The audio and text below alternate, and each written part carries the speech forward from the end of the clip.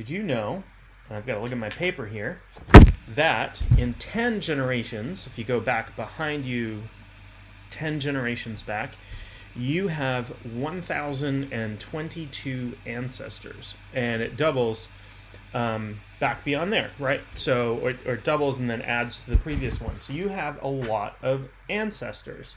And in shamanism, we consider ancestors to be a source of some of our ills, some of the things we're going through, as well as some of our benefit. There's benefits to some of our ancestors, right? They pass good things to us, but we also get some of the not so good things.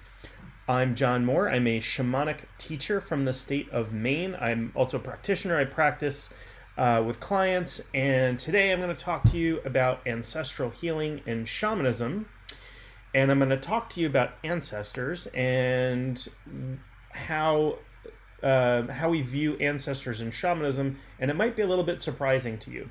So, as you know, I'm sure, ancestors are the people that you are directly descended from, right? You can go up your maternal line, you can go up your paternal line, generations and generations and generations, and excuse me, this includes a great number of people. The farther you get back, obviously it gets bigger and bigger. There is a statistical problem if you get back far enough. If you go back enough generations, the numbers are something like you'll have 29 trillion ancestors, which just is not realistic because there have never been that many people alive on planet Earth for you to have ancestors from. What has happened is that there was, over the years, lots of interbreeding, lots of cousins and siblings who are your ancestors. So I'm sorry to say this, but we are all inbred. Maybe not recently, but if you go back far enough, there has to have been statistically a lot of inbreeding. So you do not have 29 trillion direct human ancestors. So yes, your direct ancestors are your ancestors, and we consider those your ancestors in shamanism, but there are others, and I'll talk about those in a minute. Why is it important to do ancestral healing? Why, we're our own people, right? We look like, maybe you look like your parents. I got my eye color from my grandfathers. I have blue eyes, and both of my grandfathers had blue eyes, both of my grandmothers had brown eyes, and both of my parents had brown eyes.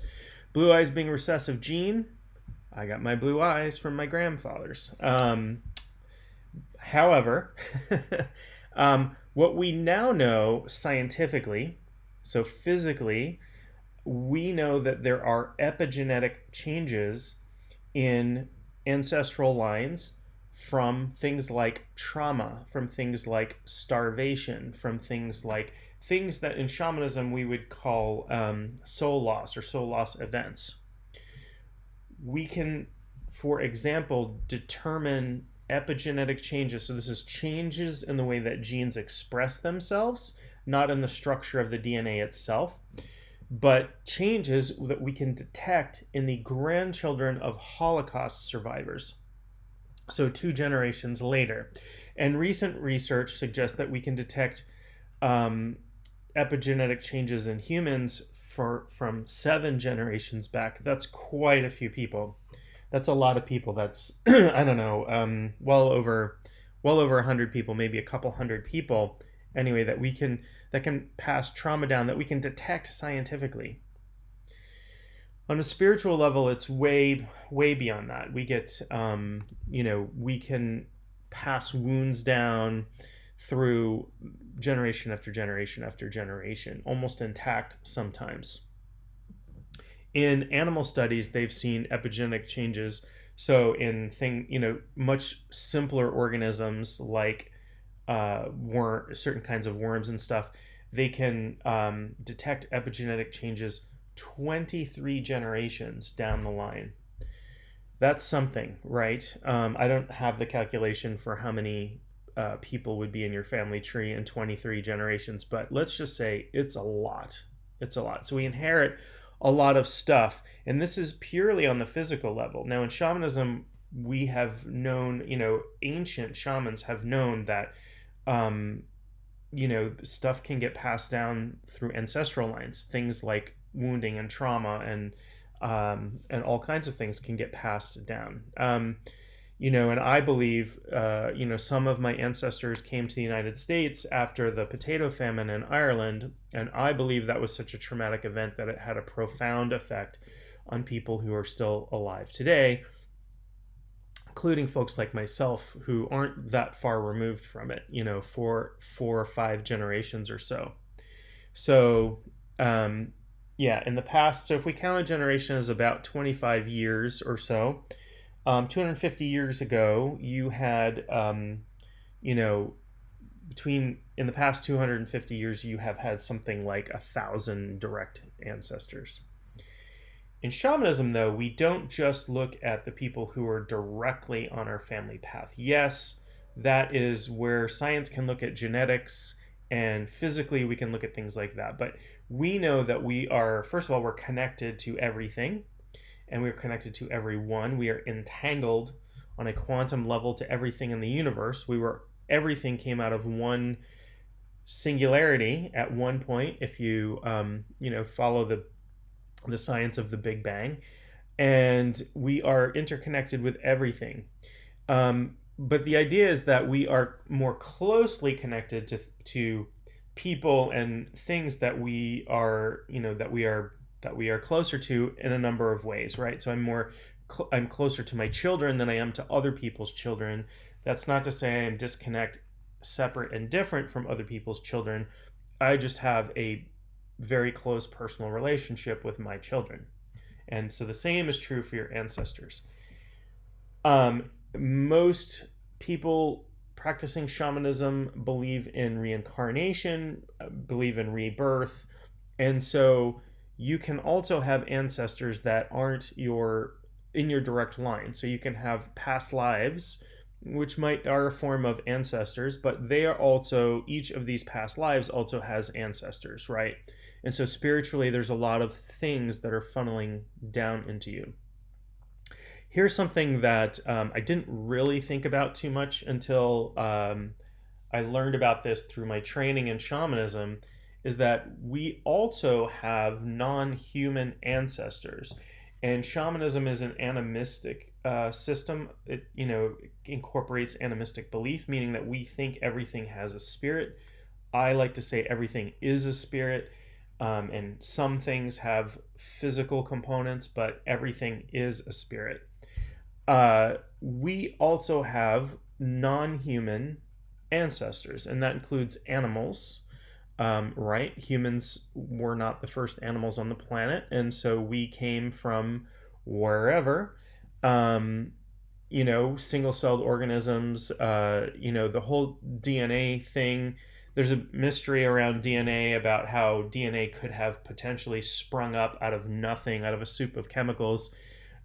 Seems relatively improbable, and so there's something to be said for we might come from the stars. We might have been seeded here, or the Earth's only about 4 billion years old, and as soon as it cooled, we see DNA-based life springing up, and that seems relatively improbable given the complexity of DNA and what was required to do that. So there's a lot of belief in the panspermia theory that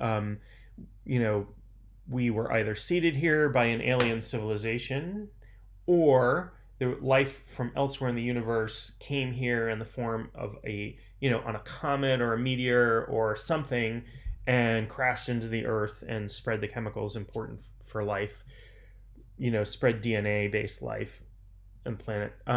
We don't really know, but it just seems improbable. So possibly we have ancestors from other worlds as well.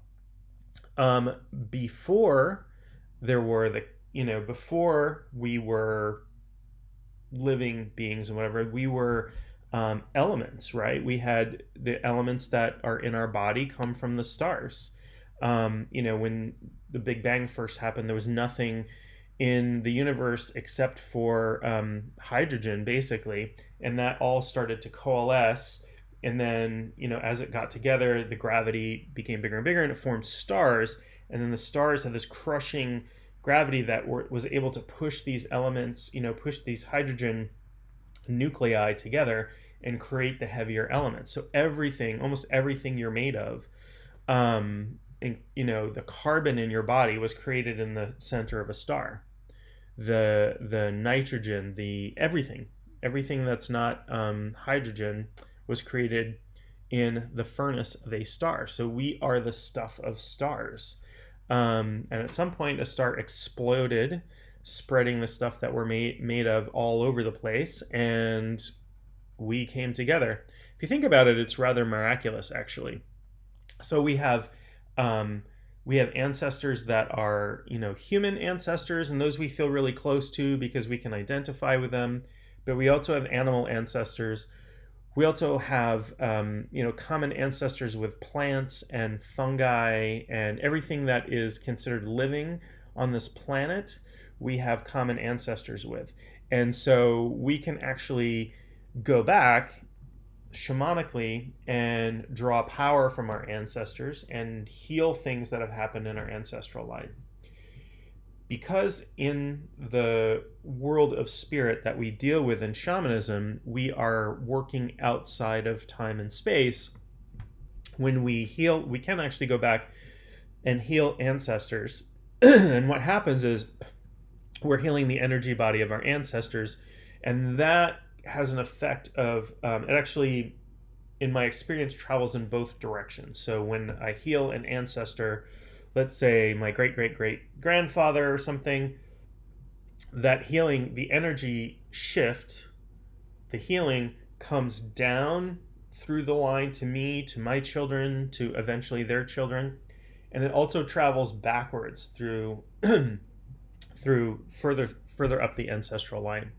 But also when I heal myself, if I'm working on myself, which, every practitioner of any sort should be working on themselves, as I'm working on myself and healing myself, I'm also sending, healing that energy so it's not passed to my children or my grandchildren or my great-grandchildren, etc. And the healing, again, goes in both directions. So it actually does heal my ancestral line. This is not to say that, okay, my, one of my, generations ago, one of my ancestors was arrested as a witch during the witch trial craze and held. She was not, she was fortunately not executed, or I wouldn't exist in this form today. But she was held for quite a long period of time in probably really horrific conditions, and so there's some trauma there. So it's not to say that going back and healing that changes history. For me, I live in linear time.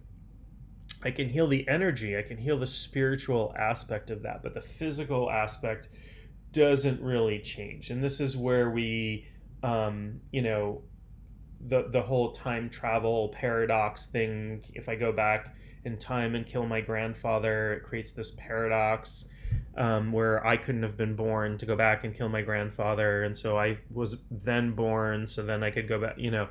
That whole thing that's been played out in the movies. When I'm working shamanically, I'm working on the spiritual plane, and so I'm working with energy bodies and astral bodies and that sort of thing. So it's not changing the physical circumstances of what happened, but it is changing the energetic echo of what happened, the energetic effect that gets passed down the ancestral line. So that's the important thing to understand about ancestral healing. Now, how do we know somebody might need ancestral healing? Well, when I work with a client in a healing session, I always do what's called a journey, a diagnostic journey, to figure out what work would be most beneficial for them during that session. But there are a few indicators that there might be some ancestral healing needed.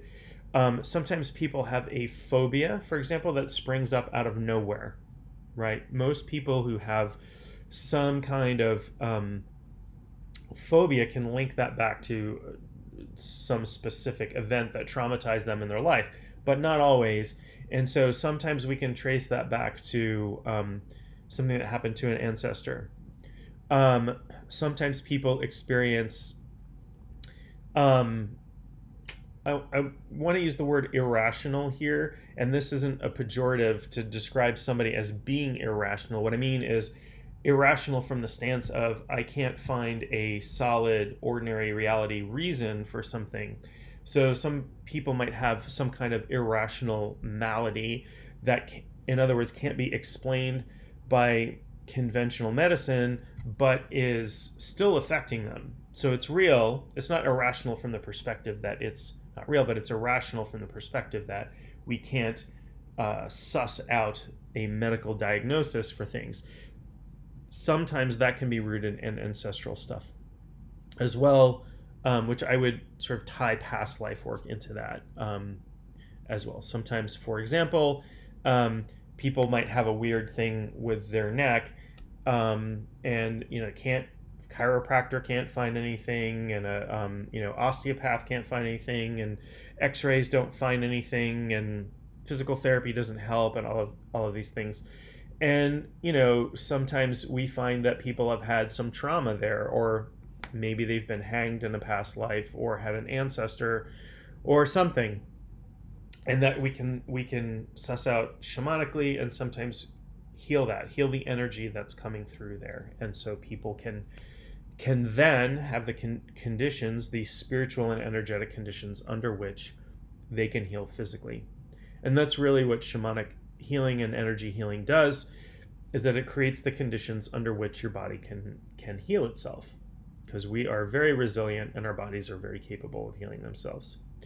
The other thing that we can determine, and this is the good stuff, is sometimes we have a predilection for something, or we have what's called like a past life return, or some sort of ancestral knowledge that we pick up, or a drive to do something. Like, if I have a drive to, I really want to learn how to play the piano, and nobody in my family plays the piano, and that seems to come out of nowhere. There might be, in a past life or in an ancestral situation, there might be a reason for that. There might be a background where I'm energetically picking up on this was important to one of my ancestors or to me in a past life.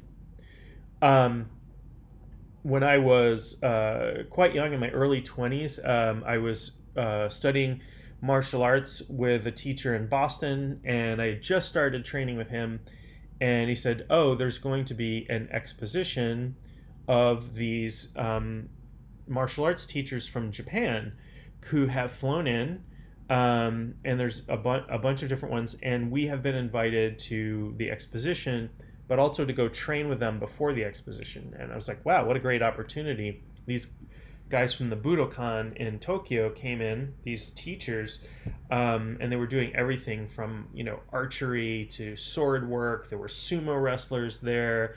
There were people doing Aikido and Judo and Karate and all kinds of stuff all over the place. And this was in the like the early 90s. And so I went, and I decided to go. There were people doing kendo, which is Japanese sword work there, and I'd never done that before. And I was like, oh, that's kind of cool. And I know, like, in Star Wars, Mark Hamill played Luke Skywalker, trained in kendo for the lightsaber stuff. So that seems really cool. And I was, a young guy back then, and I'm going to go check that out. I'm going to go see that. So I walked over to where the kendo teacher was teaching, and he didn't speak English. So he had a senior student translating for him. And, took off my shoes and bowed and entered the mat, and they handed me a bamboo sword, which is called a shinai, and I've never had held one before in my life. And I grabbed the thing, and it just felt really good, and I'm holding this sword, and the teacher looks at me and comes running over, and he's like speaking in rapid fire Japanese, da da da da da, and I don't speak Japanese, and his student who's translating for him looks at me, he goes, he wants to know where you learned how to hold the sword like that. And I'm like, I didn't. This just feels right to me. And he said, you're holding it exactly right. And it usually takes a very long time for us to teach people the proper mechanics to hold the sword that way. So it's something that I instinctively knew how to do. It felt absolutely right for me. There was a moment there. I didn't understand it at the time, and why. I'm like, how would I know how to do this? And there have been other times in my martial arts training where things like that have happened. I'm like, how could I have done that? How would that have been the way that, because most people just, grab the thing and hold it the way they hold a baseball bat or whatever. And in exploration and during my shamanic work, it was what I would call a past life return. It was some information, particularly muscle memory, coming back from a past life where I had done sword work before, a specific kind of sword work that showed me how to hold this sword properly. And I see that with lots of people. I see that with people who are naturally fantastic artists. Doesn't mean they don't need training. Doesn't mean there's a myth about talent where, I would not have been able to. Yes, I was able to hold a sword correctly, but I wouldn't be able to execute kendo or be good enough to like defeat the teacher or something like that without some level of training. But I would have taken to it kind of naturally. It would have been a natural inclination for me. It would have, and there are probably things in your life that are like that, where like, oh, I find this much easier and I find this much harder, and I don't understand why. And sometimes that can be what's called a past life return. Sometimes you can go places and say places you've never been before, and say this place feels really familiar to me. And I believe that can be a past life return as well. So anyway, this has been a little bit about ancestral healing. I hope this is informative and helpful. Please subscribe to my channel. I have lots of videos here and lots of stuff coming on the way, and I will talk to you real soon.